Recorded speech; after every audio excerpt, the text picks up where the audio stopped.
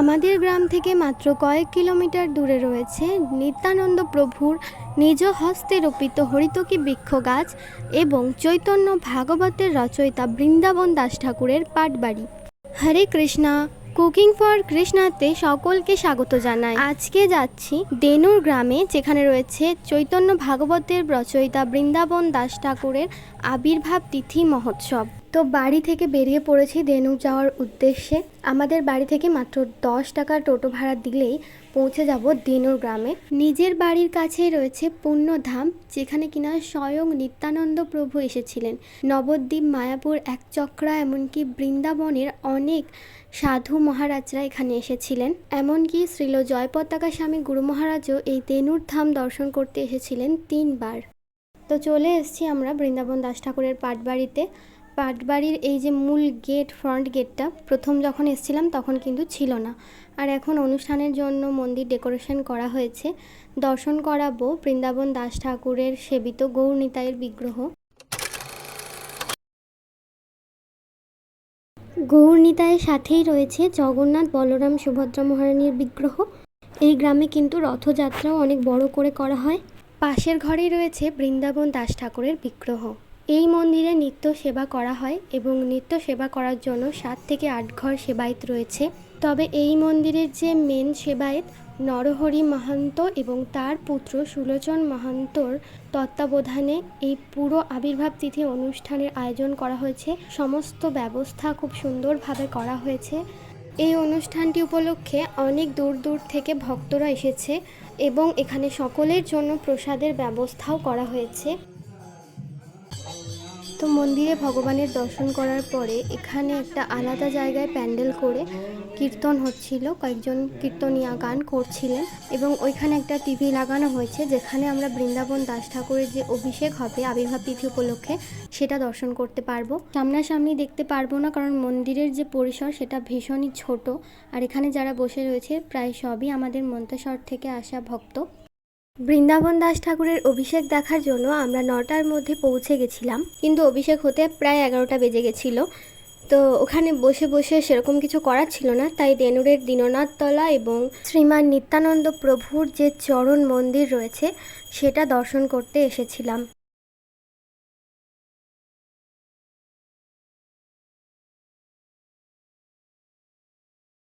4 বছর আগে আমি যখন এসেছিলাম তখনও কিন্তু এই মন্দিরটা তৈরি হয়নি। একটা ছোট জায়গায় বাঁধানো ছিল নিত্যানন্দ প্রভুর চরণ, আর এই হরিতকি গাছটার তলাও এরকম সুন্দর বাঁধানো ছিল না। আর এখন যে বাউন্ডারি ঘেরা দেখা যাচ্ছে এসব কিছুই ছিল না, একটা খোলা মাঠের মধ্যে ছিল। তো এখন এই সমস্ত কিছু নতুনভাবে সংস্করণ করা হয়েছে। নিত্যানন্দ ত্রয়োদশীতে এখানে বড় করে নিত্যানন্দ প্রভুর আবির্ভাব তিথি পালন করা হয় এই মন্দিরটায়। বৃন্দাবনের পতিত পাবন আশ্রম থেকে যে প্রভু আমাদের গৃহে এসেছিলেন তার সাথে আমার মা এবং পাড়ার কয়েকজন মিলে দেনুর ধাম দর্শন এসেছিলেন। তো তখনই পাটবাড়ির মেন সেবায়েত মাকে 4ঠা জ্যৈষ্ঠ বৃন্দাবন দাস ঠাকুরের আবির্ভাব তিথির জন্য নিমন্ত্রণ করেছিলেন। তো সেই উপলক্ষে আমরা তো এসেছেই এবং তার সাথে আমাদের মন্তেশ্বরের আরও যে ভক্তরা রয়েছে তারাও এসেছিলেন। এখন দর্শন করাচ্ছি নিত্যানন্দ প্রভুর চরণ, আর এই হলো সেই চরণ মন্দির। এই দেনুর ধামের আসল যে মাহাত্ম্য রয়েছে, কেনই বা এখানে নিত্যানন্দ প্রভু হরিতকি বৃক্ষ রোপণ করেছিলেন, এই সমস্ত কাহিনী জানার জন্য আরেকদিন চলে যাব দেনুর ধামে, আর তখন ওনাদের মুখ থেকেই এই ধামের মাহাত্ম্য শুনে নেবেন। আর এই হলো নিত্যানন্দ প্রভুর নিজ হস্তে রোপণ করা হরিতকি বৃক্ষ। এই হরিতকি বৃক্ষের পিছনে একটা বড় কাহিনী রয়েছে।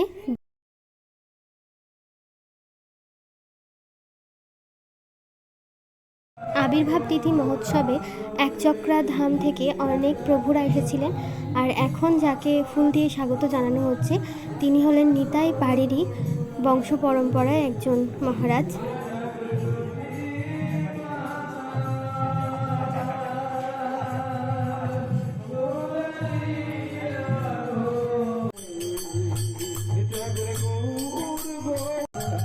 তো তারপর শুরু হয়ে গেছিল অভিষেক। মন্দিরের ভিতরে বৃন্দাবন দাস ঠাকুরের আলেখ্যতে অভিষেক করা হচ্ছিল।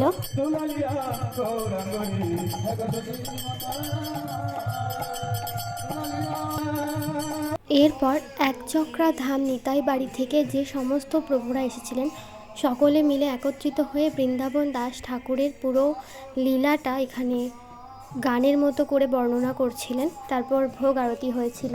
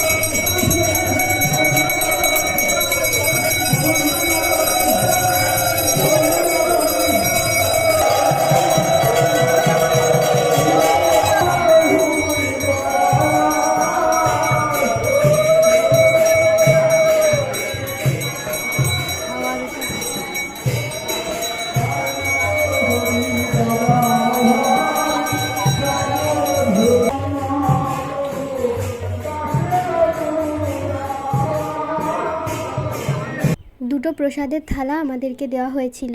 আপনারা চাইলে এখানে টাকা দিয়ে মালসা ভোগ অফার করতে পারেন ভগবানকে। তারপর ওই আটচালাই পরিষ্কার করে ওখানেই ভক্তদের জন্য প্রসাদের ব্যবস্থা করা হয়েছিল। তো আমরা এখন বসেছি প্রসাদ নেওয়ার জন্য। প্রসাদে ছিল শাক ভাজা, অন্ন, ডাল, শুক্তো, পটল আলু পনিরের তরকারি।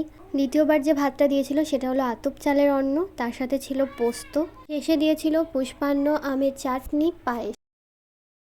প্রসাদ পাওয়ার পর আমি বাবা আর ভাইয়ের সাথে বাড়ি চলে এসেছিলাম। মারা তখনও ছিল, যে প্রভু আমাদের নিমন্ত্রণ করেছে ওনার সাথে দেখা করার জন্য।